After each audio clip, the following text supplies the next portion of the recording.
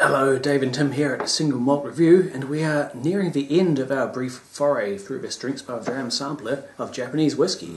That we're now firmly into single malt territory. We're sticking with the Nikka brand, but now down to the distinctions between the individual distilleries. Today, we're visiting Miyagiko. This was the second of Nikka's two main distilleries. Yoichi, up in the north, was aimed at producing something as close as possible to Scotch whisky.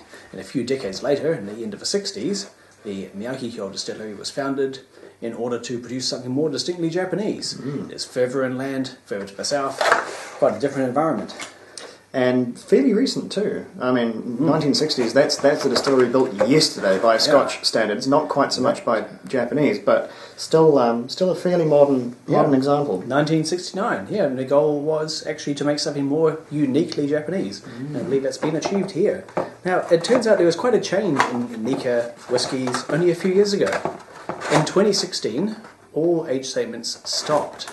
There was so much demand for age statement Nikka that they simply couldn't keep up with it. So the conclusion was simply stop making it and produce all no age statement blended whiskies, as it were. One way to go, I guess, was probably that, or sell them through a lottery system. Because Yoichi really was at least from my perspective, watching in dismay as the whole thing burnt down into the realms of total unaffordability.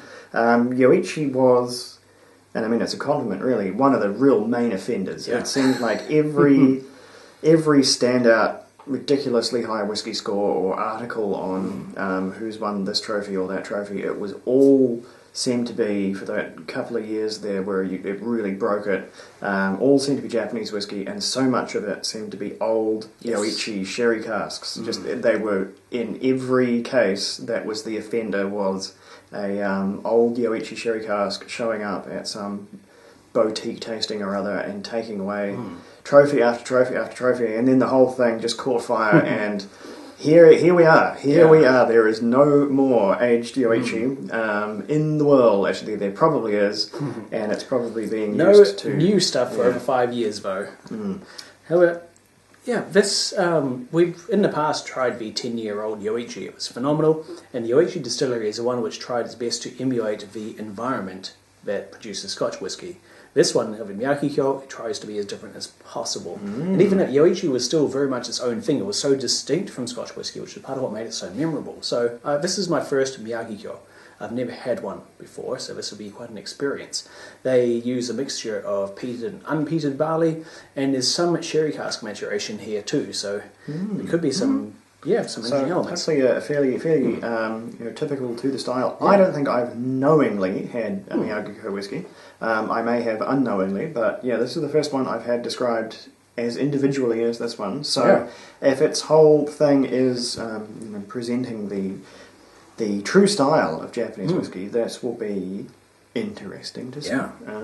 Because there are differences, but they are so slight that they will get lost in the margin of error almost every single time. There are probably very, very few people who can reliably pick up a glass of whiskey and say this is definitely Japanese, because there's so much interplay between the style. The Yoichi is distinct enough that it'd be hard to mistake it for Scotch, I think. But I don't know if I trust myself. In the case of this one, this is a very vibrant note. There's some sherry sweetness, but there are some very unique notes too, that what I think of in my head as grassiness, which defines Japanese whiskey. There's sherry here, and there's sulphur too. There's almost a... Well, there is some peat. Whenever there's an element of peat and malt there, I don't know for sure, I've simply forgotten whether Japan produces any peat locally. But I assume there's some, because, terrain, and it's a big country. There's almost a Ben Nevis sulphuriness on here, which is not something I was expecting. The Drinks by the Dram tasty notes for this one are quite colourful and really quite unique and expressive. So on the nose, they're telling us to expect concentrated iris flowers, malted barley, bananas, camphor, burnt wood and ash, of white flowers and beeswax showing up toward the end. White flowers. Everyone knows white flowers all smell the same. Oh, yes.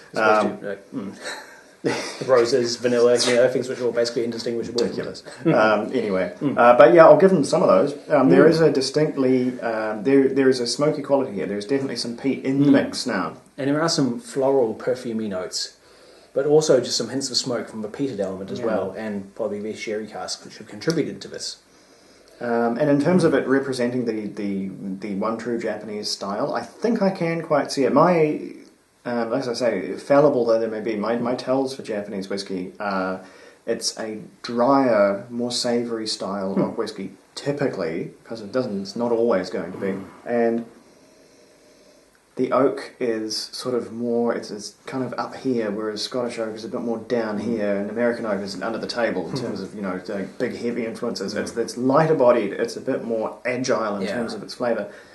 And coming from a warmer and less coastal part of Japan, I expect it was maybe a little more like a tropical element, so perhaps some faster maturation compared to Yoichi. Conceivably. It's forceful too, there's a lot of aroma here. It's a good, little hints of cigar smoke there.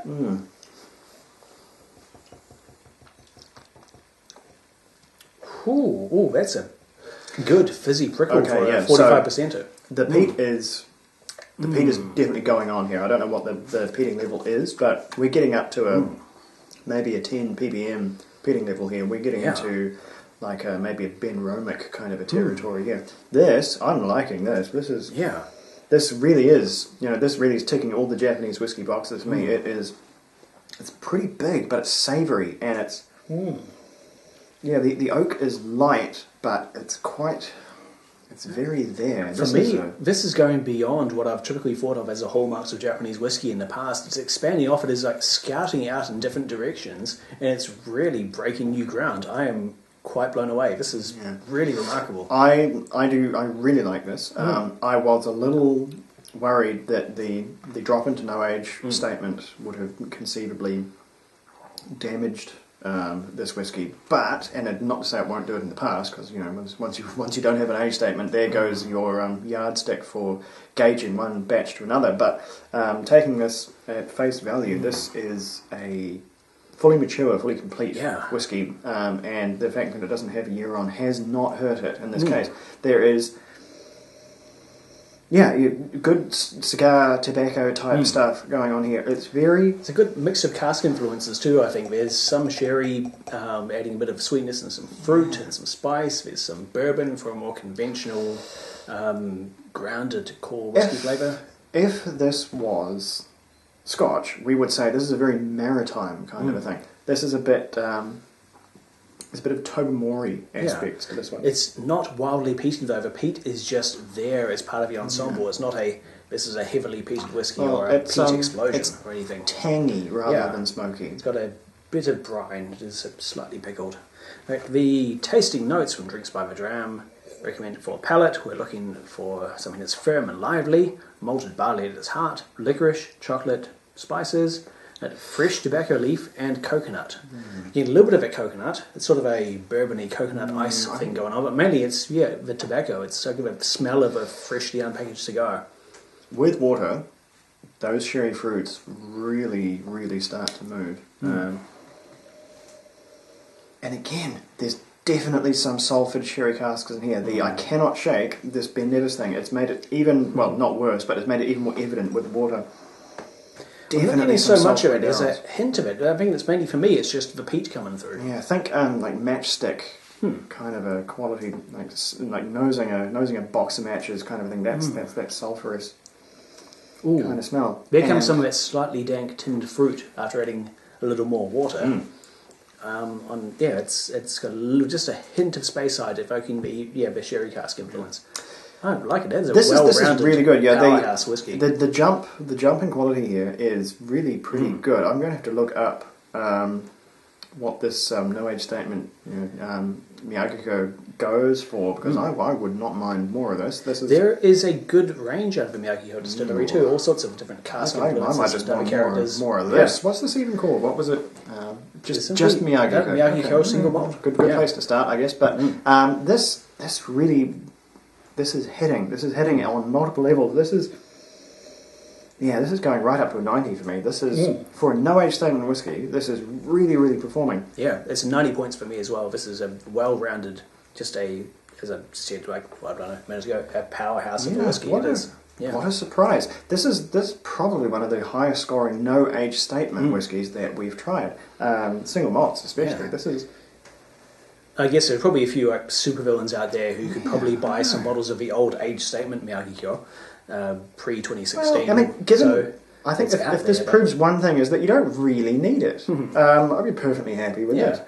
There's probably, I guess there'd be a decent amount of older whiskey in here too. There must have been some lying around when they decided to make the shift from...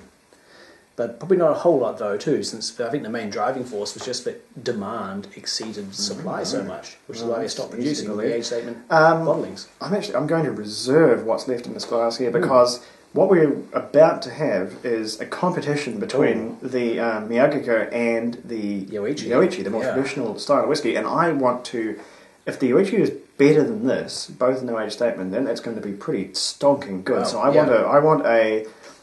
want to leave this calibration here so I can really put them head to head. A few drops lurking in it, which I'm going to bogart for later. Yeah, no, I'm going to get fresh glasses on this one. This calls for a more clinical test. We're at the pointy end of the Japanese whiskey tasting set. All right, Yoichi next up. Let's see what it's got for us. Slanger, it's going to be a little bit of a competition between the two distilleries. So catch us then. We'll be right back.